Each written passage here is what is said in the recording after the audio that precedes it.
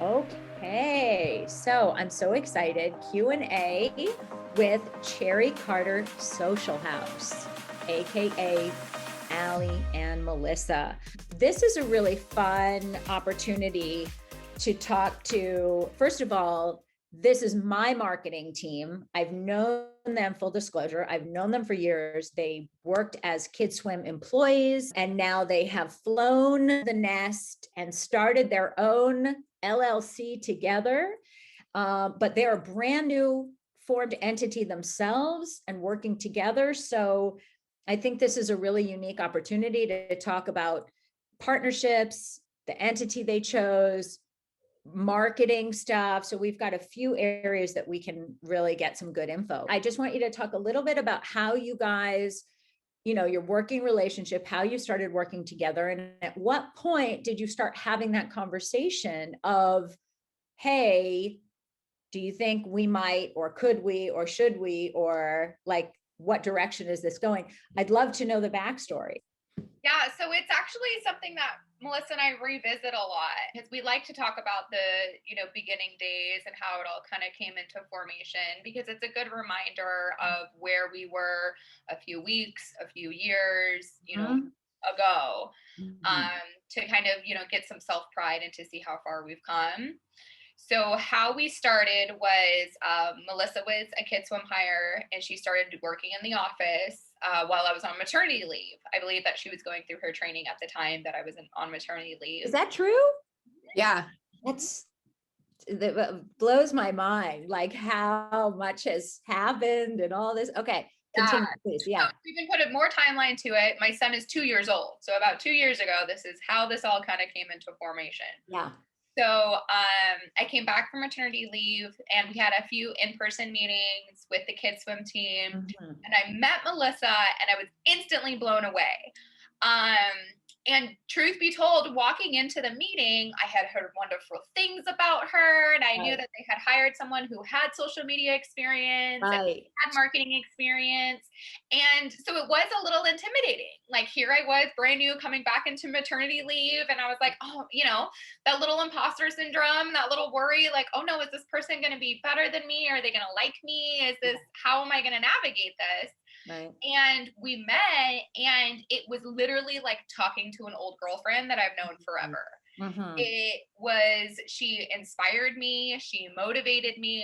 I was appreciative of the things that she knew that I didn't. I knew that I could learn from her. And it was just so easy. And it was like an immediate click. And so once COVID hit, Melissa kind of started to work more in the social media department with me, started to work more on marketing. And then those feelings of inspiration and motivation just exploded, because even after our team phone calls, Melissa and I would call each other to discuss, like, okay, so how can we take this to the next level? And so as those conversations started happening, we started discussing how we could take things to the next level for not only ourselves, but for other women in business. So originally it just started, we were going to make a Instagram burner account so we could kind of do field research of how people speak to their audience, engage with their audience, just so stuff we could use a little bit more in-house with Kid Swim. And it was really interesting, the things that we were learning and all the research we were doing. And so we wanted to share that with other people. It's so crazy because around that time, because of COVID, the social media world was also growing and expanding at rates that nobody had predicted. So Melissa had a lot of people reaching out to her because she has wonderful expertise. Right. Hey, how can I improve my social media? Hey, I'm just at home, but I still have these products or these services that I want to do. And so her and I really saw an area of opportunity to, provide guidance and provide service and a really helping hand. That's a big message that we try and convey, is if you don't have the time, or you don't, aren't comfortable doing these certain things in regards to digital marketing, we're your biggest cheerleaders. We're going to be in your corner, telling you can do it, showing you how you can do it. And if we don't know how to do it, we'll figure it out for you. Also, along those lines, I'm going to jump in.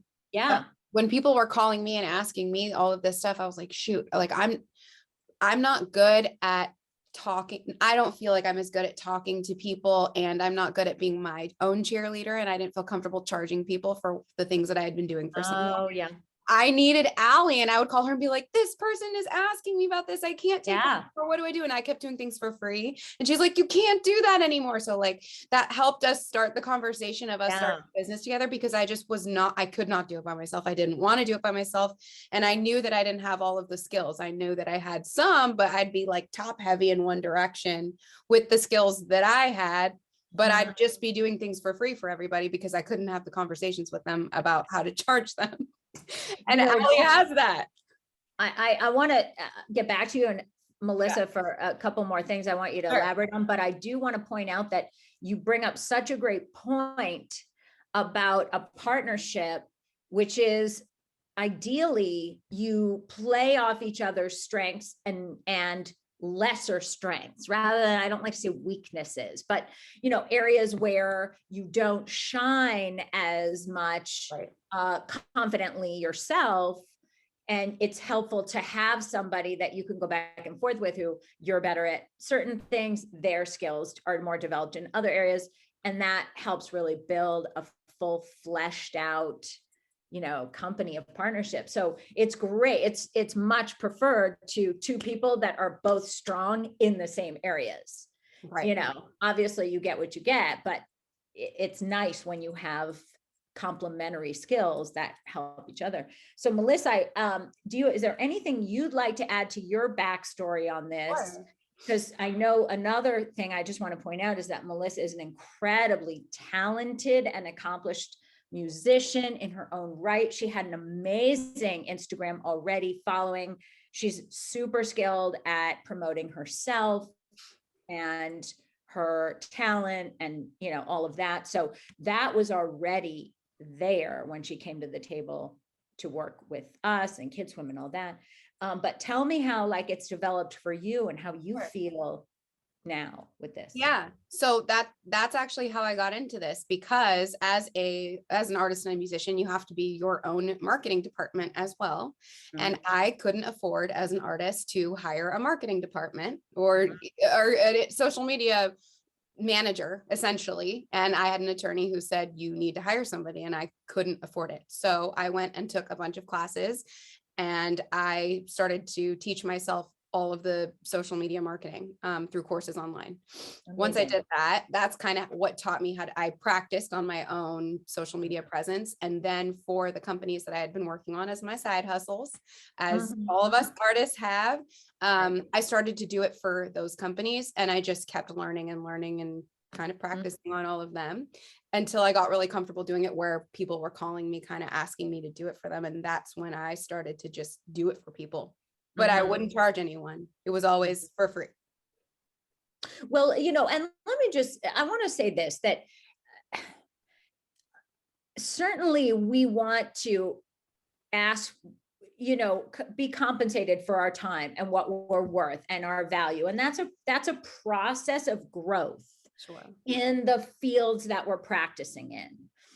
But I don't want to point a spotlight on that, like it's a bad thing to do things for free, because when we're just starting out, we need to practice, and we need to get feedback, and we need to test our skills. So like when I started the classes, the first whole session was free. I just asked for a donation for the nonprofit. Like, I knew that, you know, I needed to be able to suss out and go through the material and see how I felt with it before I could start placing a monetary value on it. So sure, it's great if you are confident enough right out from the gate and you're like, I'm worth ba-bam, and you charge and you're all into it.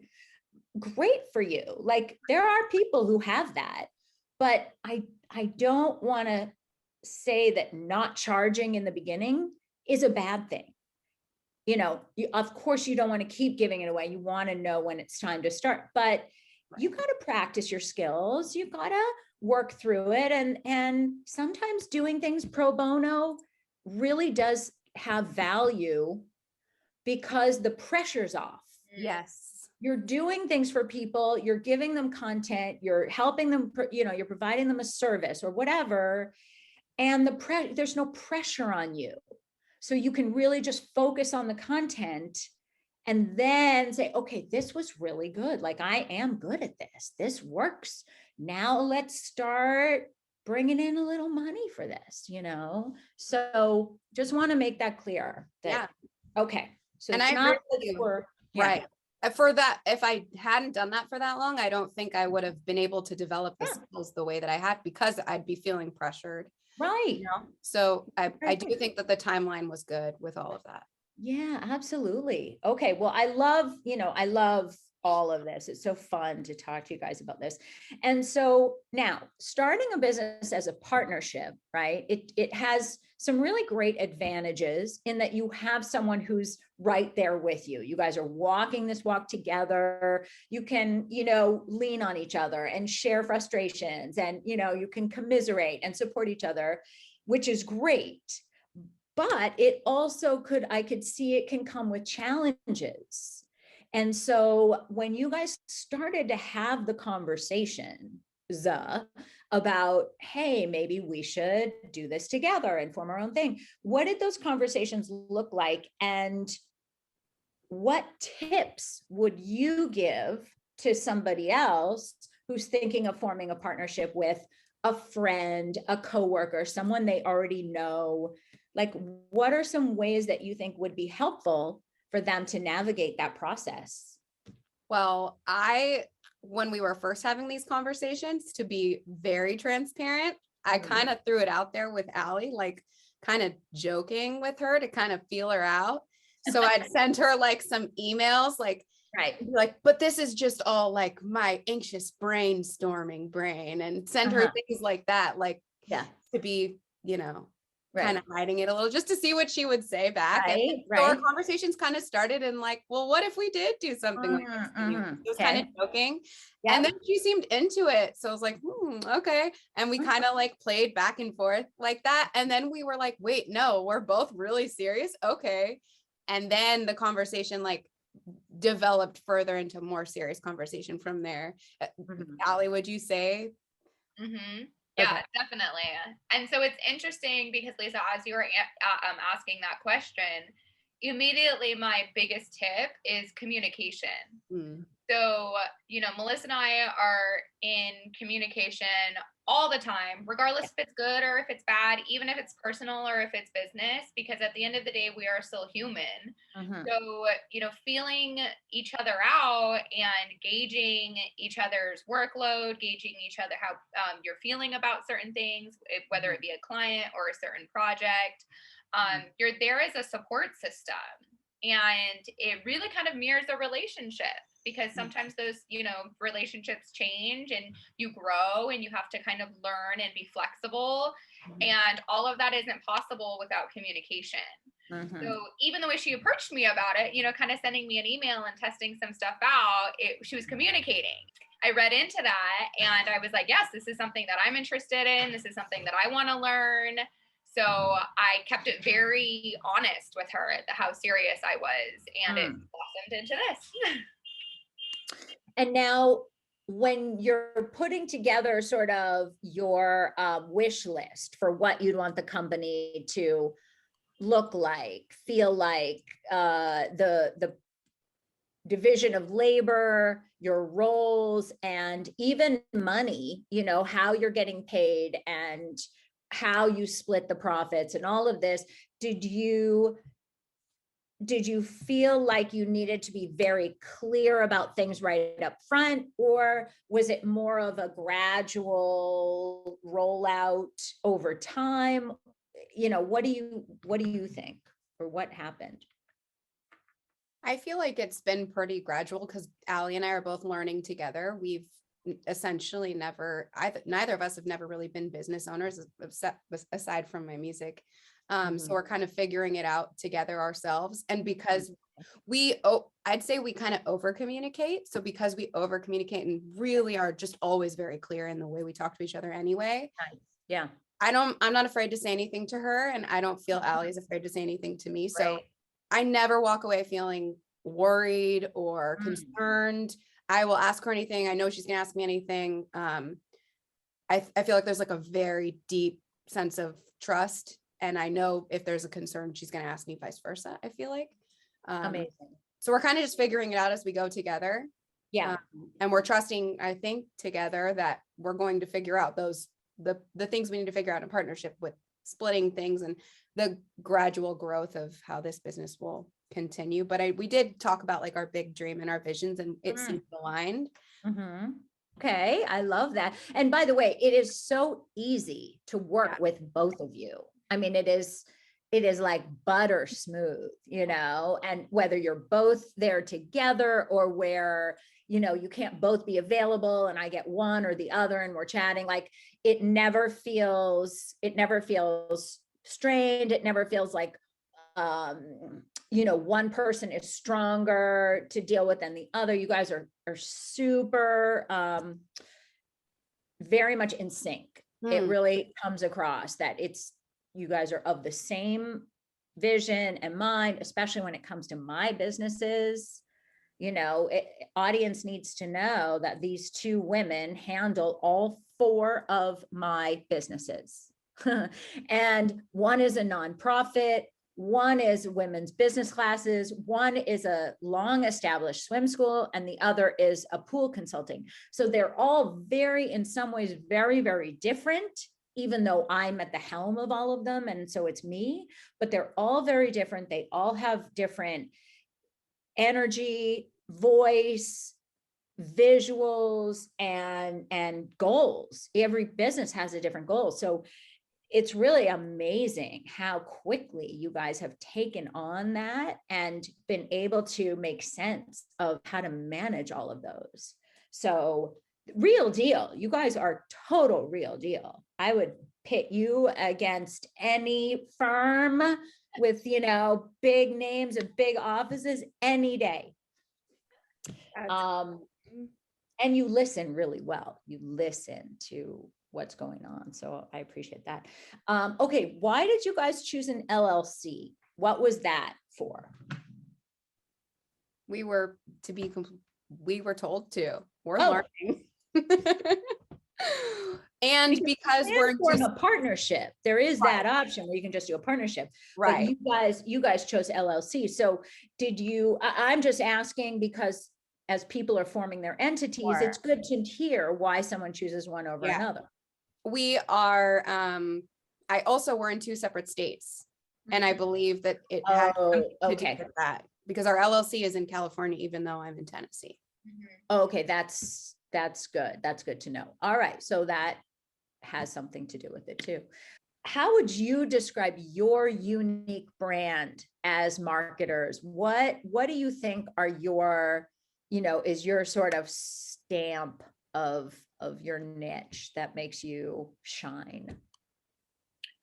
I definitely think it's uplifting voices of small business owners, of smaller brands that are competing in this large scale world of digital marketing. What we really try and convey to our clients is that you can still get engagement and people can still learn of your product, services, or your brand, even if you have a small budget or you have a small company. Yeah. Kind of like the possibilities are endless in the world that we live in now. Referring back to all this coming into formation during COVID, you know, we were forced to, you know, be inside and just be on our phones. And it seemed like such this isolating world. And what was actually happening as Melissa and I were forming a relationship to help others and to help bring them together and create a community of small business owners, brands, and services. Yeah. Melissa, do you want to add anything on that? Sure. I would absolutely agree. I think it's really just helping small business owners who have just these really incredible businesses not get lost in the quick, fast-paced growth of the digital space and the internet, because it's just growing so quickly. And like Allie said, that you don't have to have a huge budget, and we want to work with those people and really help to find that space in the digital world and help them build that connection there too, because they deserve to be there. Mm-hmm. And that's the reason we decided to kind of have the social house in our title. Mm-hmm. We want to bring those people together, and we want it to feel Mm-hmm. like a home. We want to Mm-hmm. have them feel comfortable and to be able to be open and have this safe place to share their successes, share their losses, whatever it may be. The sense of unity and the sense of, together, being together is really strong in our messaging. Mm-hmm. I love that. And I think that there also has to be trust between your company and the client. The client has to feel comfortable and trust you and be able to say, this is what I like, this is what I want to convey. I don't love that particular thing. I'm more of this type of person, like to be able to really flow with that. You guys had the luxury of working with me for several years, Allie for freaking what, 5 years almost, so you guys got to really know me and really know my companies and my voice and my everything, right? Personality. So building a brand around someone really well, I would think has to be a little easier than somebody that walks in off the street and says, we want to work together. But I feel like part of what makes it special and your ability to create such strong representation for me is knowing me. So how have you devised a way to fast track that a bit to sort of get to that place where you do know your client a little better without going through years and years of Yeah, so just kind of revisiting how trust and honesty is so important. When we have new client consultations, we're hoping that you come to the consultation being honest, being truthful with your intentions of your business. And we want to see who you are as a business owner. We do have like a questionnaire consultation that kind of helps break the ice. Again, Melissa and I are very transparent with each other. We have a lot of communication going on. So the clients that we take on, we kind of expect the same. If you're doing something, we want to know so we can also grow and change it and, help you succeed. Right. Kind of getting to know the person behind the business. Yeah. Like you said, it is extremely helpful to know you so well and to have that. For me personally, I think it's very helpful to have a similar type of conversation, an icebreaker, to get to know the person behind that business first. Yeah. So that we can bring some of that in. I've had some conversations with some people who happen to be friends, but I'm having a conversation with them about a business that they're starting. And we didn't even know that we were having a consultation that turned into, we just did their branding by accident from a conversation about their life. So some of those conversations have helped us figure out how to talk to people about their branding and their business. Yeah, that's so great. Well, I'm so thrilled to be able to have this conversation with the two of you in this fashion, all business women hanging out together, talking business is really a blast for me. And I'm so proud. I don't even know that's the right word, but I'm so proud of both of you and to know you both and to continue to work with you. It's really amazing. So thank you. Thank you for being the incredible women that you are and being so wonderful to work with in marketing. So fun, creative, lively, just positive all the time, super positive and encouraging and complimentary. Like it's very, especially as an older woman in business, do a lot more visual.